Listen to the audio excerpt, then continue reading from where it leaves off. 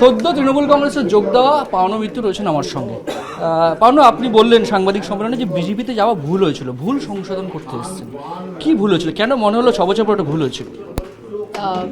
ভুল বলিনি, আমি বলেছি যে মনে হয়েছে ডিসিশনটা বেঠিক হয়ে গেছিলো, কারণ আমি তো মানুষের জন্য কাজ করতে চেয়েছিলাম, সেই সুযোগটা ওখানে পাইনি। এবং আমার মনে হয়েছে যে আমি মনে না, এটা আমরা সবাই জানি যে আমাদের মাননীয় মুখ্যমন্ত্রী মমতা বন্দ্যোপাধ্যায় বাংলাকে কতটা এগিয়ে নিয়ে গেছেন, বাংলার মেয়েদের জন্য এত কাজ করছেন, বাংলার মানুষের জন্য এত কাজ করছেন, এবং বাংলার মানুষ ওনাকে ভীষণ ভালোবাসে। তো এরকম একজন ব্যক্তির সাথে কাজ করবো না তো কার সাথে কাজ করবো? রাজনৈতিক ব্যক্তিত্ব হিসেবে মমতা বন্দ্যোপাধ্যায় অত্যন্ত জনপ্রিয়, আর ভালো কাজ করছেন যেটা বলছেন। মমতা বন্দ্যোপাধ্যায় 2011 সাল থেকে ক্ষমতায় রয়েছেন। আপনার এত বছর পর কেন মনে হলো যে মমতা বন্দ্যোপাধ্যায় ভালো কাজ করছেন?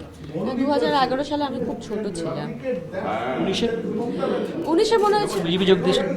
তখন যেটা বোঝানো হয়েছিল বা যেটা বুঝেছিলাম, তখন ভেবেছিলাম যে কিছু একটা হবে, হয়তো কাজ করার সুযোগ পাবো। It didn't work out, so I guess that's the reason. Last প্রশ্ন, অভিনেতা অভিনেত্রীরা যখনই কোনো রাজনৈতিক দলে যোগ দেন তখনই একটা জল্পনা শুরু হয়ে যায়, হয়তো তিনি প্রার্থী হতে চলেছেন। এরকম কোনো এক্সপেকটেশন তৃণমূলের কাছ থেকে আছে কিনা বা প্রতিশ্রুতি পেয়েছেন কিনা?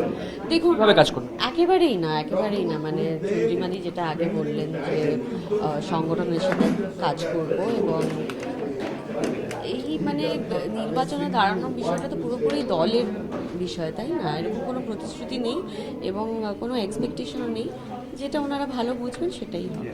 একদিকে অভিনয় জগৎ, অন্যদিকে রাজনীতি জগৎ, দুটোকে কীভাবে সময় দেবেন? আগে যেরকম দিয়েছি, আমাদের তো রোজ শুটিং থাকে না, সো ম্যানেজ করতে হবে। মানুষের জন্য কাজ করতে গেলে কিছুটা স্যাক্রিফাইস করতে হবে। অর্থাৎ বিজেপি ছেড়ে তৃণমূলে যোগ দিলেন পাওনা মিত্র, এবং তিনি বললেন যে তার কোনো আশা নেই টিকিটের। দল যদি মনে করেন তাহলে আলাদা বিষয়, নাহলে তিনি সংগঠনেরই কাজ করবেন, সংগঠনই দেখভাল করবেন। ক্যামেরা দেবাশিস বটবেলার সঙ্গে প্রবীর চক্রবর্তী, জি 24 ঘন্টা, কলকাতা।